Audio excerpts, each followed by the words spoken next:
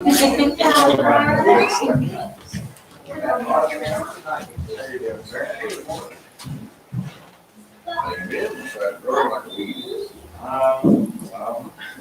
for me. Yeah, how you do? Really good. I got some serious time. Sorry? Picking up a little speed now. I've got some pretty bad from last year. You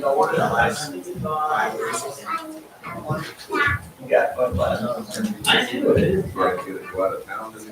Yes, so we went up to Showdown on Friday and then Key night on Saturday. Pacific night, Friday night. Yeah, they're swimming in the ocean. Yeah. Oh, yeah, it's a good one, actually. It's gonna be a little nuts. Yeah.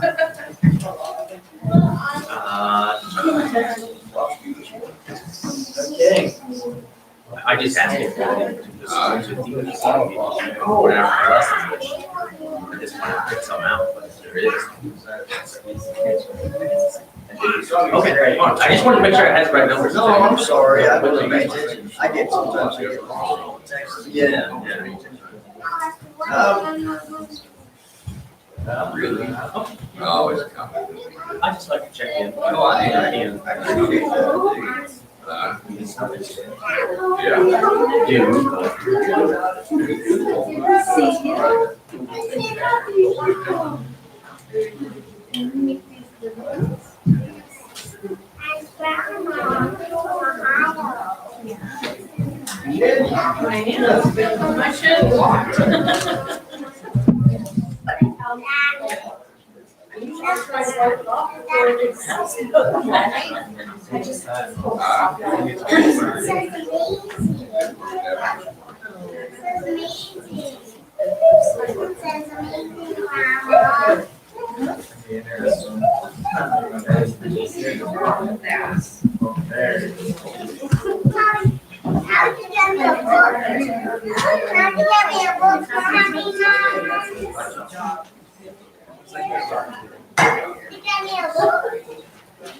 Yes,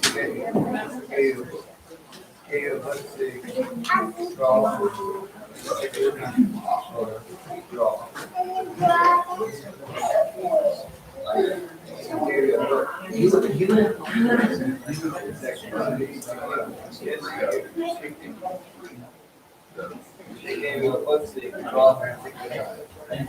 That's what he's spraying on. Yeah. I spray it again. I'm keeping quiet. I mean, he'll get it. And then, like I said, he didn't want to. Yeah, okay.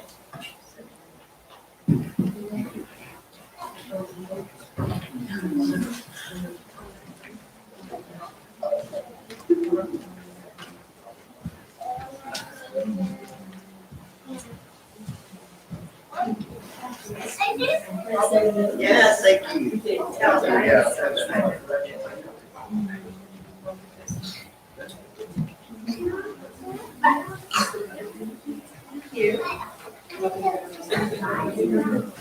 Which is what we got now. And it's making it.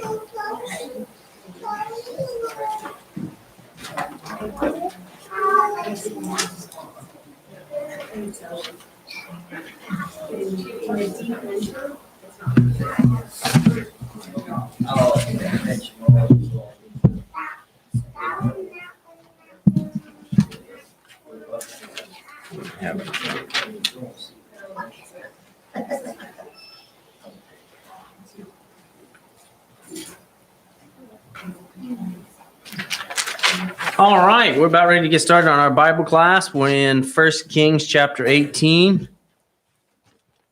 But first, does anybody have any announcements?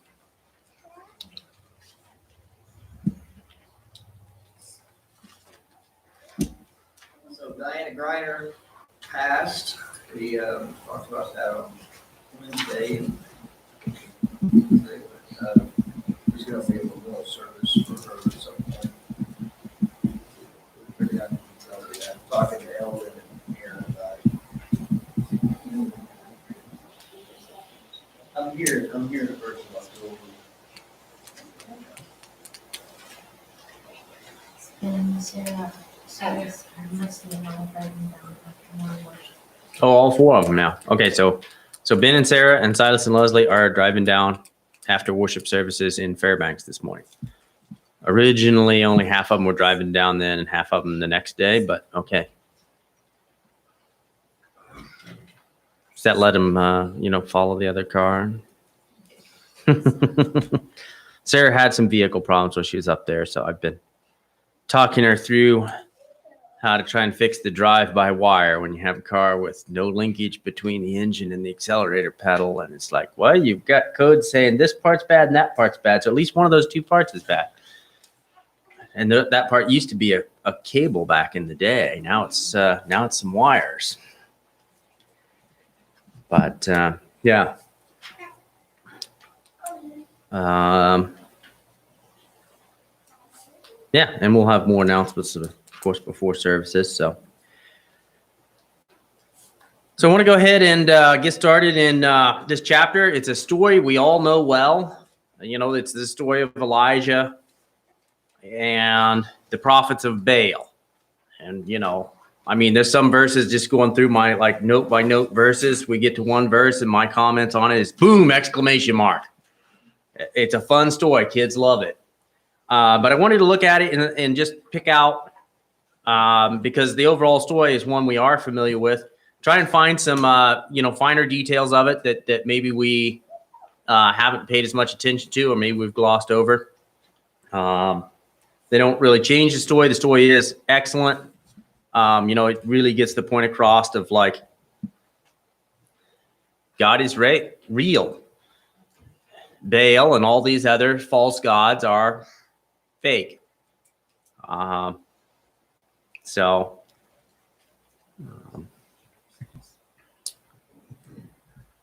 Anyway, starting in before we start in chapter 18, I'm going to back up to the last chapter just for anybody that wasn't here, so they know the context. I'm not going to go through much in the last chapter. Just the verse 1 of chapter 17 tells us what is going on.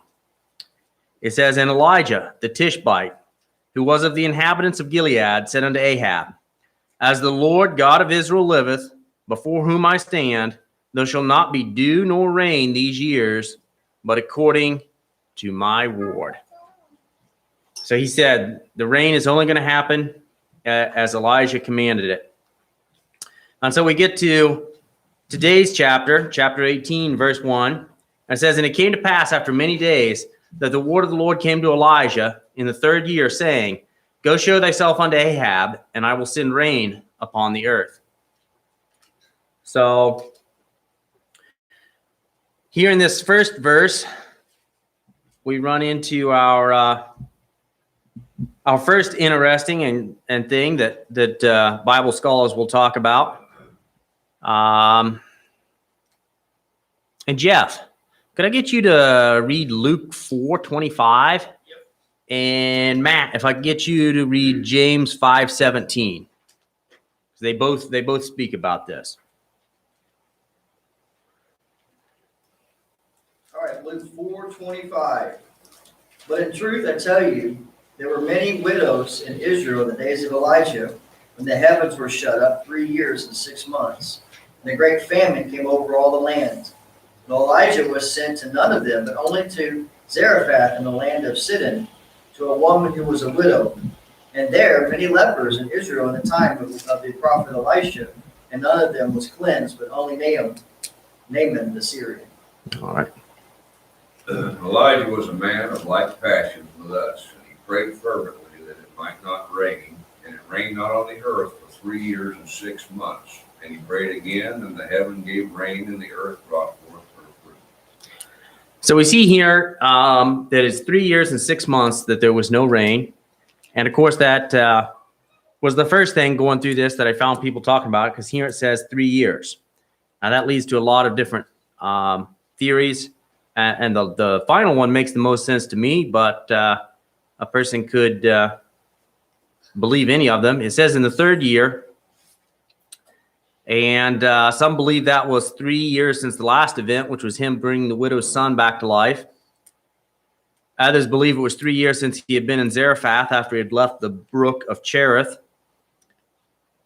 And others believe that he didn't flee for 6 months, since rain is seasonal. You have spring rains and fall rains in Israel. And so for the first 6 months, he didn't really need to flee because Ahab didn't recognize the famine. I personally find that one a little bit silly because it says he fled. It doesn't really talk about him waiting around until everybody figured out they were running out of water. And the final one is that this verse simply says it's 3 years and doesn't mention the fact that it's 3 years and 6 months, which makes the most sense to me. But that is all theories that scholars have. And it says it was after 3 years, but we clearly see it stated in other places that it's 3 years and 6 months is how long they did not have rain. So that's a long time to go without rain. Israel, like I said, has seasonal rains, spring rains and fall rains that they rely on for their crops. They're used to long periods of dry, but not 3 years and 6 months. And verse 2, the very next verse, notes how it was a severe famine because of that. It says, and Elijah went to show himself unto Ahab, and there was a sore famine in Samaria.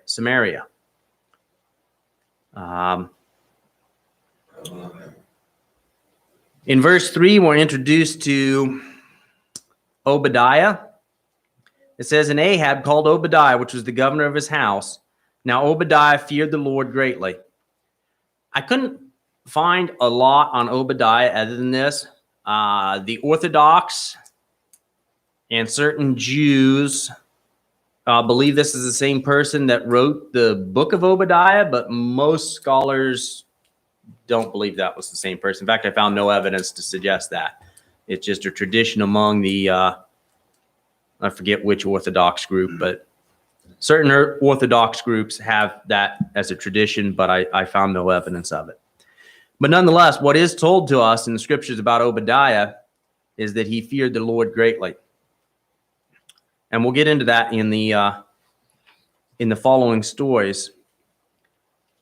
In verse 4, it says, for it was so when Jezebel cut off the prophets of the Lord that Obadiah took 100 prophets and hid them by 50 in a cave and fed them with bread and water.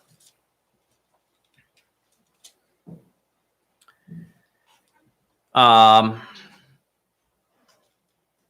we see that he hid them under the persecution from Jezebel. When we get farther along, I'm going to circle back to this verse and we'll talk a little bit about this persecution because it is mentioned in a few different verses, but we don't really have fine details. It seems when we get to the people's response, when Elijah gives his challenge of God versus Baal, that a lot of the people's response would kind of indicate that they're just kind of like, well, let us have as many gods as we want. But we'll see evidence here that the government, Jezebel in particular, is persecuting those that follow God. But like I said, I'll circle back to that and we'll read those verses. But what they're up to right now, and this gives us an idea of how this famine is playing out. In verse 5, it says, and Ahab said unto Obadiah, go into the land, unto all the fountains of water, unto all the brooks. Peradventure we may find grass to save the horses and mules alive, that we lease not all the beast. So they divided the land between them to pass throughout it. Ahab went one way by himself, and Obadiah went another way by himself. So this gives us a really good clue as to how bad that famine, how bad the famine was. They're out literally searching to try and find grass so that they don't lose their livestock. We'll see this as we go farther along. Something people have talked about, like how could Elijah find however many barrels of water to pour on his sacrifice? It doesn't appear that water was completely gone because people weren't out searching for water for themselves to drink. But the famine was severe enough that, what was happening was crop failure. And they were certainly an agricultural-based society where that's a huge deal. But even for us, it's like, you know, we're not really an agricultural-based society, but if nothing grows, you end up with a problem. Well, they had wells that they were Mm-hmm. That doesn't mean you can water your crops with it. Right. They don't have irrigation. They had wells and they had springs, and and then once we get farther along, I have some notes from various archaeologists and geographical type notes that'll speak to some of what was going on there. But yeah, you might have enough water in your well to drink, but that doesn't mean that's enough water to water your crops if the ground hasn't been rained on in 3 years. They didn't have sprinkler systems. So that kind of tells us about where the level of famine was. It's like they're still finding water enough to drink. Some wells are still giving some, but yeah, they're not able to grow anything. So anyway, verses 7 through 12, it says, and as Obadiah was in the way, behold, Elijah met him, and he knew him and fell on his face and said, art thou that my lord Elijah? And he answered him, I am. Go tell thy Lord, behold, Elijah is here. And he said, what have I sinned, that thou would deliver thy servant into the hands of Ahab to slay me? As the Lord thy God liveth, there is no nation or kingdom whither my Lord hath not sent to seek thee. And when they said he is not there, he took an oath of the kingdom and nation, that they found thee not. And now thou sayest, go tell thy Lord, behold, Elijah is here. So we see that the king has searched everywhere for Elijah. He sent to all it says kingdoms and nations. We don't know what all he meant, but he sent everywhere and asked people, I want Elijah. And when they said he's not here, they made them take an oath that, yeah, he's not here. And as we continue in verse 12, we'll see why Obadiah was concerned about having to go tell Elijah that. It says, and it shall come to pass as soon as I am gone from thee, that the Spirit of the Lord shall carry thee whither I know not. And so when I come and tell Ahab, and he cannot find thee, he shall slay me. But I, thy servant, fear the Lord from my youth. This leads a lot of scholars to, there's been a lot of discussion about this. One somewhat thinks that a lot of the people, they've searched high and low for Elijah. They never found him. So some of them believe that God helped hide him in a supernatural sense. Whereas in a sense, we did see God told him where to go, and he followed God's advice, which obviously worked. It doesn't really say he was carried away in the spirit. We will see, as we have seen happen in other times. One that came to mind was Acts chapter 8. And I don't remember which, verse 39, when Philip, after he baptized the Ethiopian eunuch, it says, and when they were come up out of the water, the Spirit of the Lord caught away Philip, that the eunuch saw him no more, and he went on his way rejoicing. A lot of scholars think that a lot of people thought that Elijah just was using supernatural powers to hide, because we saw there's been a search everywhere for him. Nobody's been able to find him. And God was helping him hide, but all Elijah was doing was going where God told him to. Go to the brook, ravens will feed you. When the brook goes dry, go to this widow. She'll take care of you. Which in and of itself is a good lesson, that if you follow God's instructions, he didn't need to supernaturally disappear. Nobody found him, and he was safe.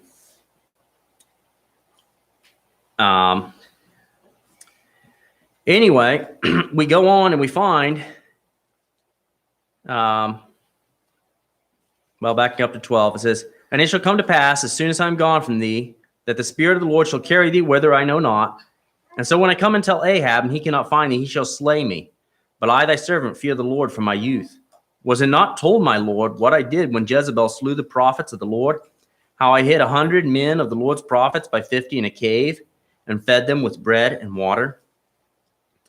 And so we see reference to this. Again, he wants Elijah to know that he hid the prophets. it's unclear whether he hid the prophets and they remain hid to this day, or whether that was just a temporary thing. And the verses that allude to that, we have here where it says he hid the prophets. We'd had back in verse 4, which we already read. Yeah, verse 4. But later on, when Elijah is addressing these people, in verse 22, it says, "Then said Elijah unto the people, I, even I only, remain a prophet of the Lord, but Baal's prophets are 450 men." And if we continue on into chapter 19, verse 10, it says, "And he said," he being Elijah, "I have been very jealous for the Lord God of hosts, for the children of Israel have forsaken thy covenants, thrown down thy altars, and slain thy prophets with the sword. And I, even I only am left, and they seek my life to take it away." So there's a couple possibilities there. One is he means he's the only prophet still publicly prophesying, and these other 100 men are hidden, and or Obadiah hid these 100 men from Jezebel, but later on they were slaughtered as well. And we don't really have a definite answer of that. But either way, Elijah indicates multiple times that he was the only prophet left. So what became of these 100 people that Obadiah hid, we don't know. So that's interesting. And some scholars have felt, well, maybe they weren't actually prophets, but those at the school of the prophets, which are mentioned, but it doesn't really say that. It doesn't address them as the sons of the prophets, as they were oftentimes called. It says they were prophets, and he hid them in a cave. So options are either they're still hiding in a cave to this day, or they were later on slaughtered. But either way, we see Obadiah, despite his very high position in this corrupt court, hiding God's people. And it's interesting. We don't know a lot. We could speculate. Here we have this man he's like, right up there in this royal command that's pretty much we think of as all bad. It's got evil people persecuting God, bringing in false gods, and yet the governor of his house, the head of internal affairs of the court, is a man that fears God. So we wonder sometimes, was he a man that secretly feared God, and he's doing all these things like under the table, like, I'm going to go hide these prophets and not tell them that I'm a man who fears God? Or obviously the writers of the Bible know that he feared God, but it does make you wonder, what was that like? And again, it's all speculation, but it is fascinating to see that there is this man of God, even though he's and the one thing we can't see and we can say is commendable, and even the Bible says he's a man who feared God, is he's in a bad place. He's in a bad group of people that did evil things, and he's trying to help, and he's trying to do the right thing. How successful he is, as I said, is debatable, but he is at least trying to follow the Lord, and he fears the Lord. So a lot of things are running through my mind right now regarding our culture and the world events, and just thinking about, what we live in, and our Christian brothers and sisters in places like Afghanistan or in China. mm-hmm. And this is one of the verses that I think that helps us understand that we find ourselves as Christians in today's time, and there's lots of different ways to live out your faith. I think as American Christians, we need to be a lot more vocal about our faith. We need to be more like Elijah, but I think there's also a place for people in Afghanistan who can be more like Obadiah, right. And is like hiding people in caves. Either one of them. Jesus says in Matthew 10, we need to be shrewd as snakes, innocent as doves, and I think that really gives us an idea that we're at war and we need to be calculating. And, here, I think this man is doing his dead level best. Mm-hmm. He thinks it's right. I mean, he lives in a culture where the leadership's going to kill these people possibly. They're in danger. And so Mhm. I just see that there's a place. We have to honor the government. We're taught this. We're encouraged to do this. And at the same time, when that government begins to make decisions that are obviously against God's law or God's rule or character, then at that point we follow God and not government, and that's what's happening. Mhm. This man is obviously realizing he's got to act. And I just admire his courage because we don't have an insight as to he doesn't have the same ability to do miraculous things as Elijah. It doesn't stop him from acting. Right. Yeah. And but he's willing, and so taking those actions, hiding those prophets, it's like we have no indication that wasn't a great personal risk. Everything we know about Jezebel is like, somebody goes and hides the prophet she's trying to kill. That's probably not going to go well for them. And we will we'll see more of that in the next chapter next week. In Jezebel's response to the events from what we're studying today. But anyway, I found Obadiah. Like I said, we don't know a lot about him. But I found him a fascinating character, one worthy of study, and considering okay, what was this like for him? But if we continue, Elijah reassures Obadiah. In verse 14, he says, "And now thou sayest, go tell thy..." Oh, I read 14, 15. "And Elijah said, As the Lord of hosts liveth, before whom I stand, I will surely show myself unto him today." So Obadiah went to meet Ahab and told him, and Ahab went to meet Elijah.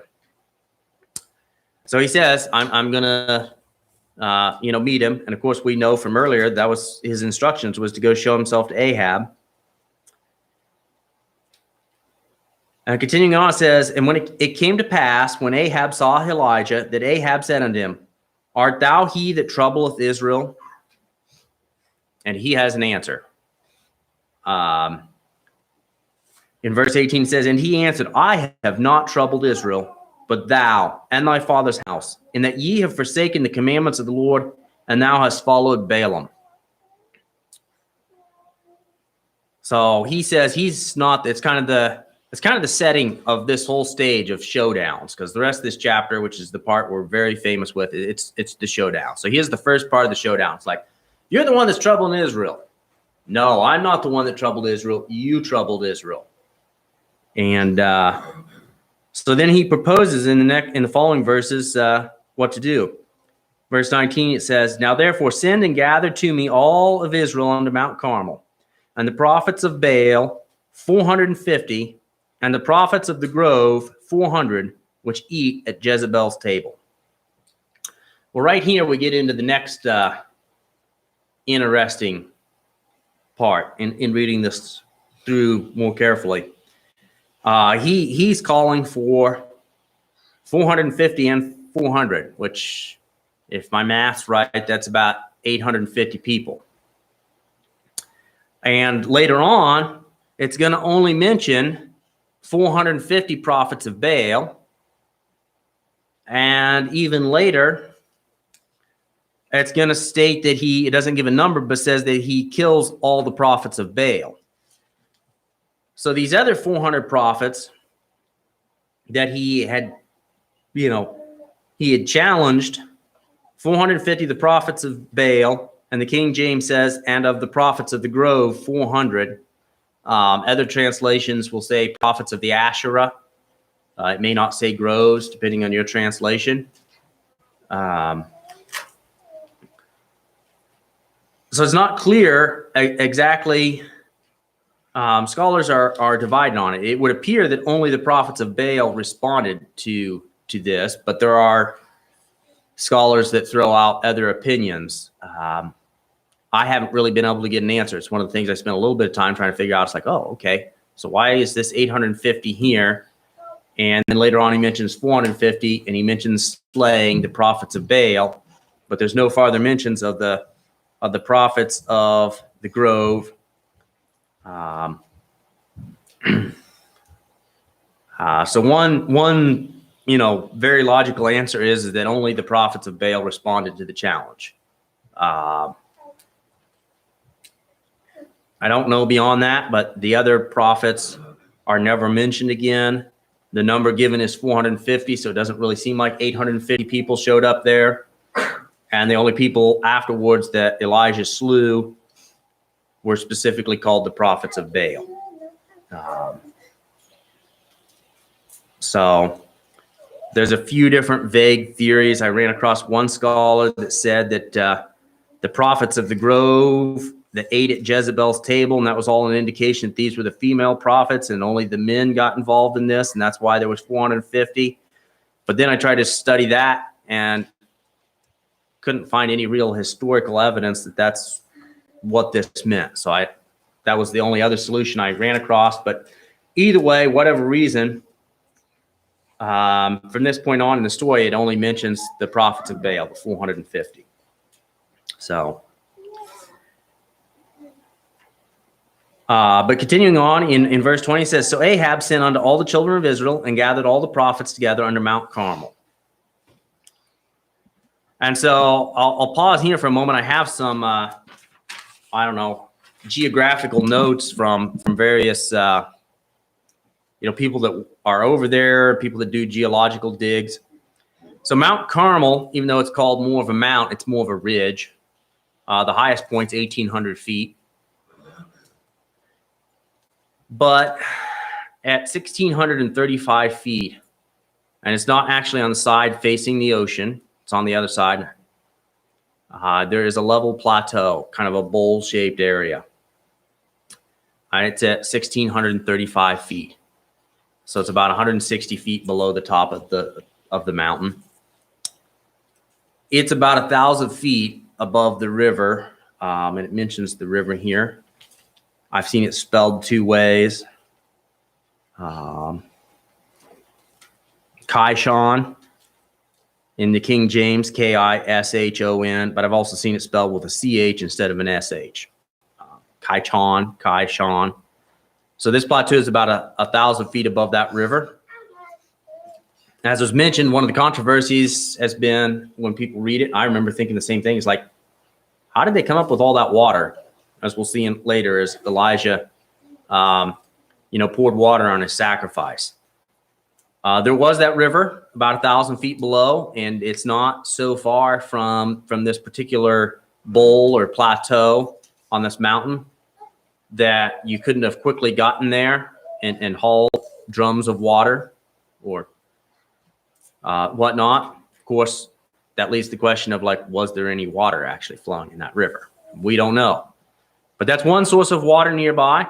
Another source is about 250 feet down the mountain below that area is a fountain, what they would call a fountain, a spring that they've built a vaulted roof over, and it has some steps going in, like 5 or 6 steps going in. It's ancient, how the typical, they would build structures around the springs. They'd have a roof over them to keep them from having sunlight evaporate.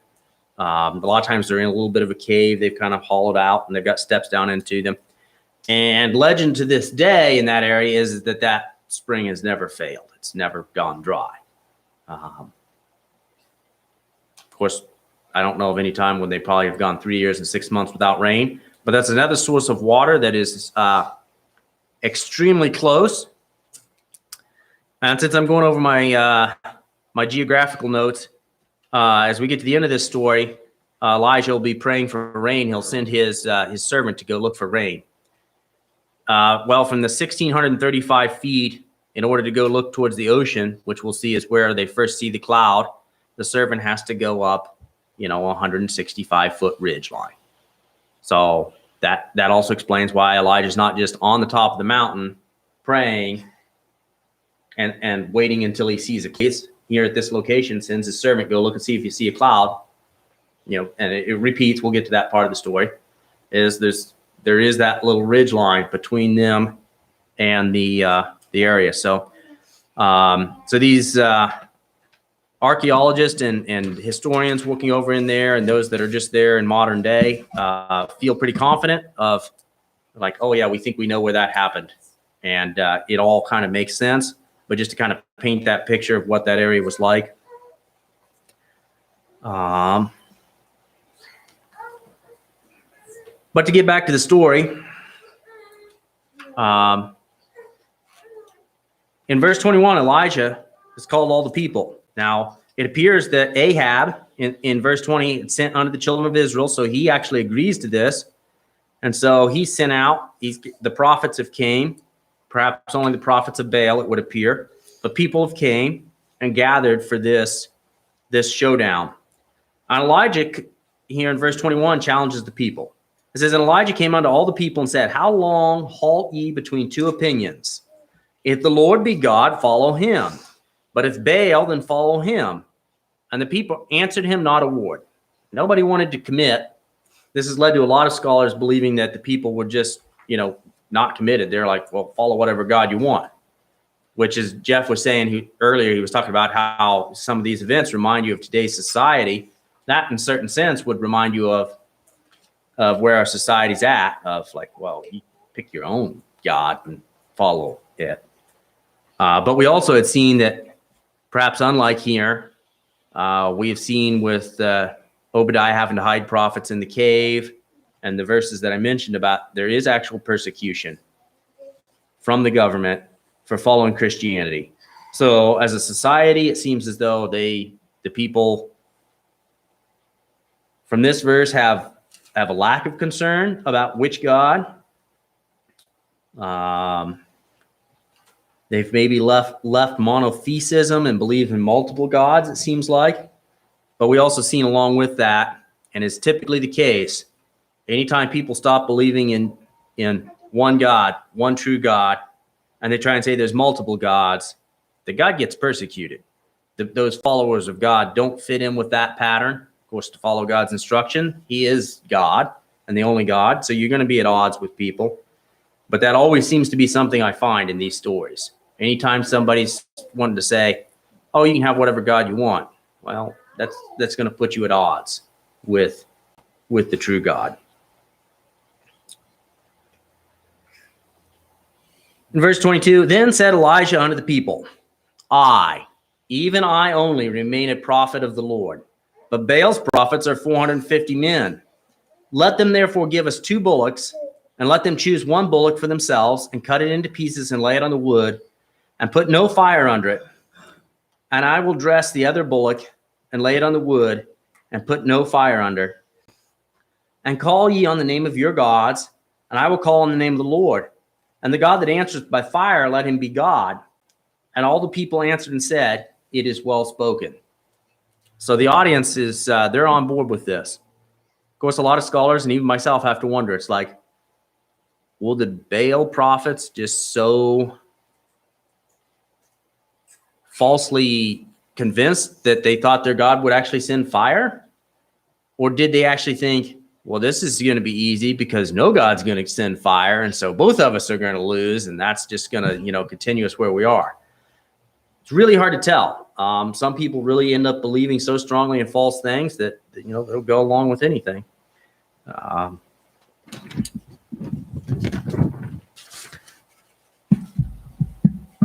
Let's see. In verse 25, it says, and Elijah said unto the prophets of Baal, choose you 1 bullock for yourselves, and dress it first, for ye are many, and call on the name of your gods, but put no fire under it. And they took the bullock which was given them, and they dressed it, and called on the name of Baal from morning unto noon, saying, O Baal, hear us. And there was no voice, nor any that answered, and they leapt upon the altar which was made. James, could I get you to read Matthew 6:7?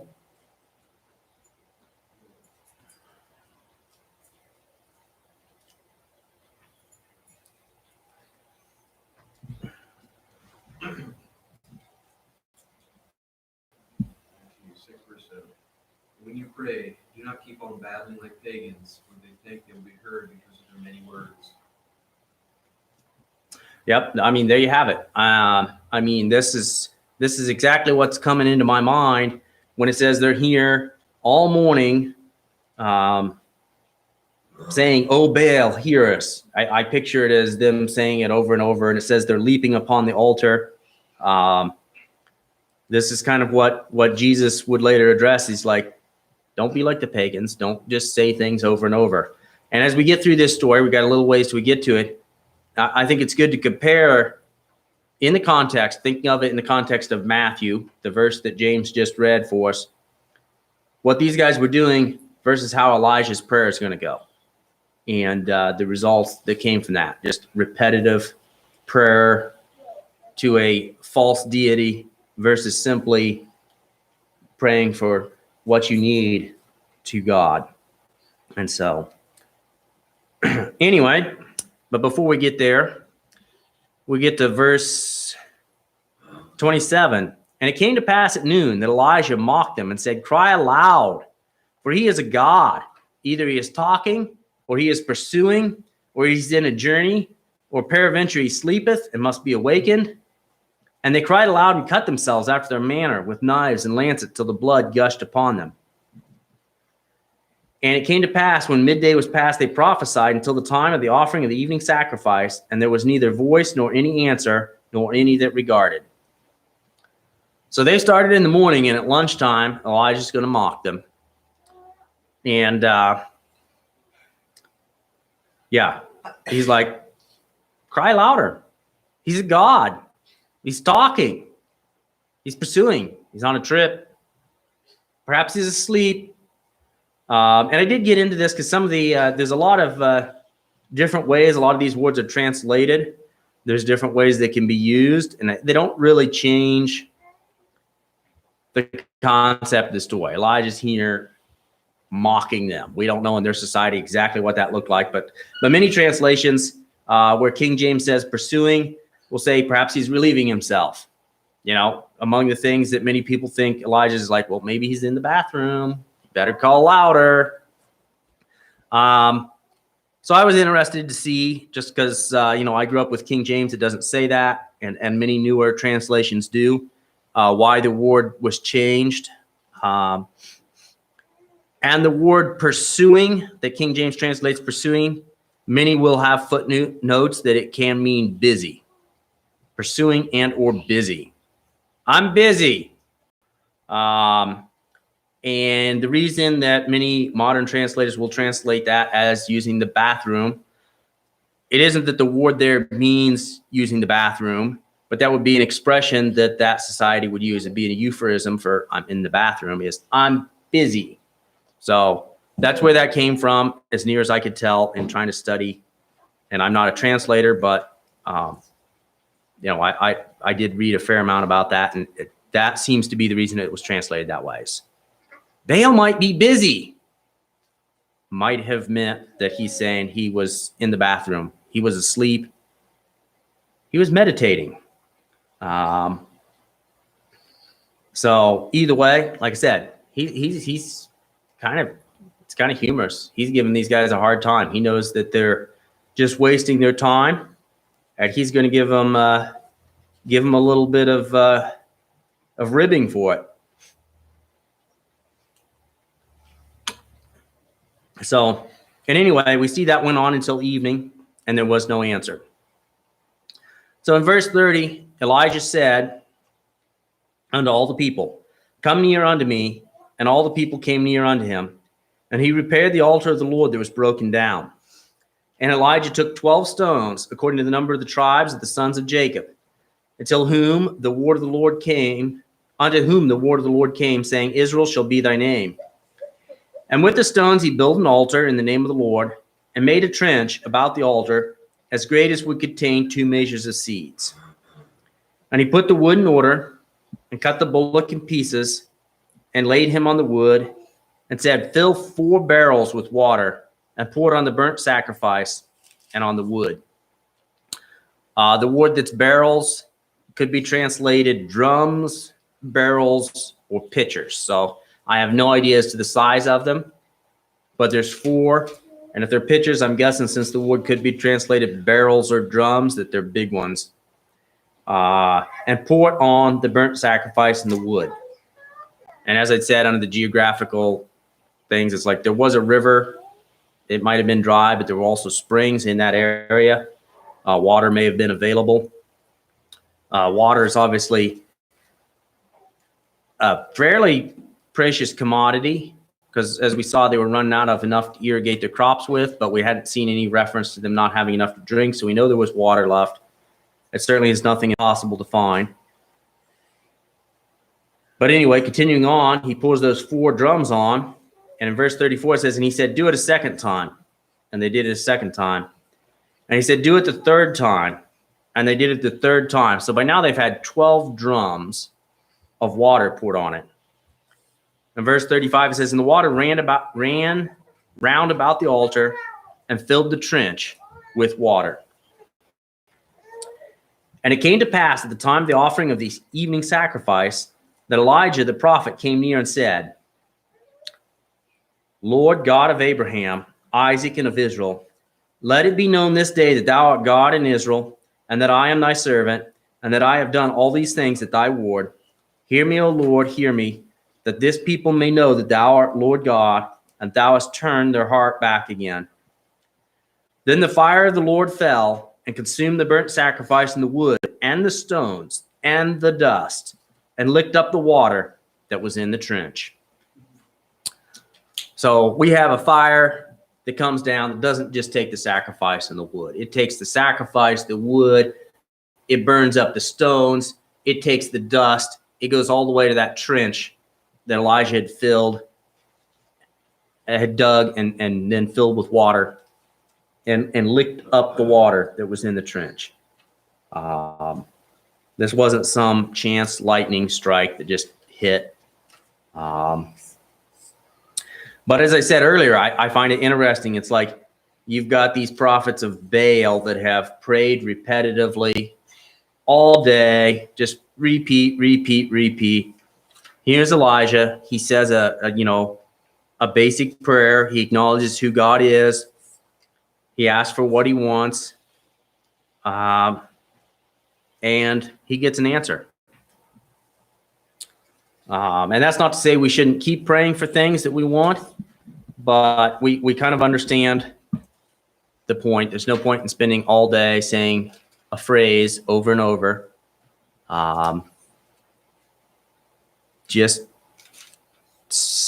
have numerous examples of prayer. I don't have time to get into them here. And, prayer is effective. And since we're running out of time, I'll continue over the rest of this fairly quickly.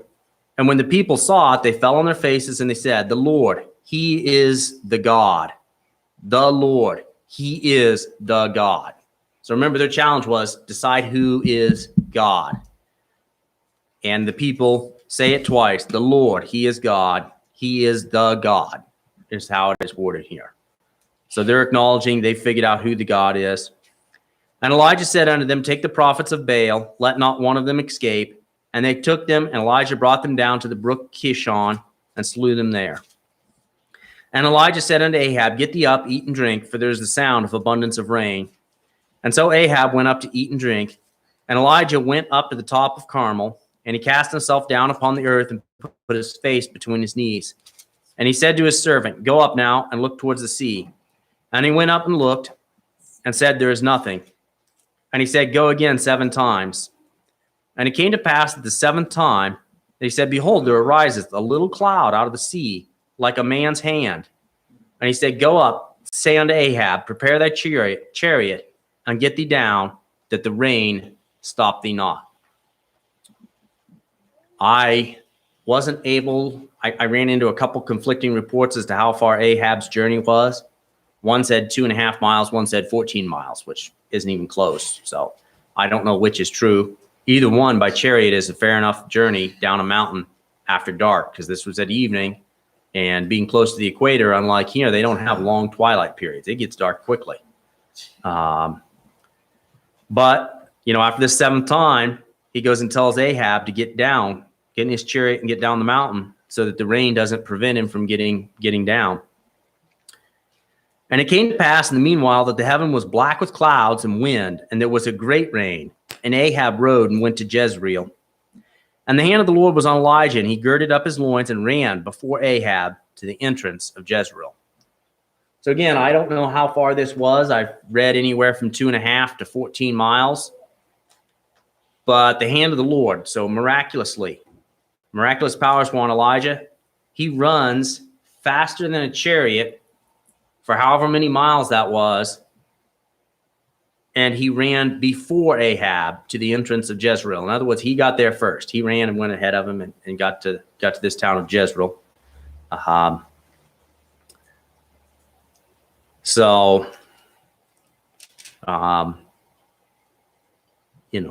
of a supernatural thing. And I don't want to get into too much of the story of what happened next because we'll be in that next week. Does anybody have any questions here before we stop for today?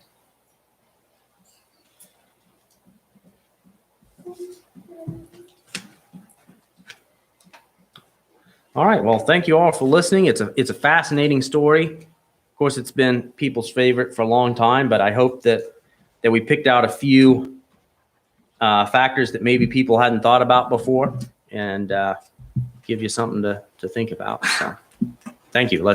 We'll prepare for worship.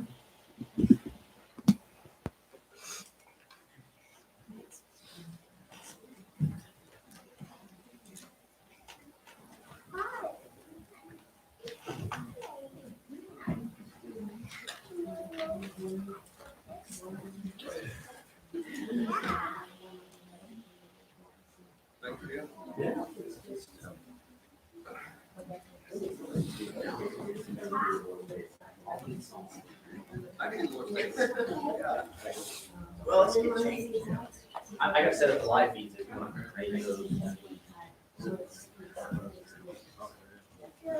The table? Which one? I'm preaching. I don't want to do a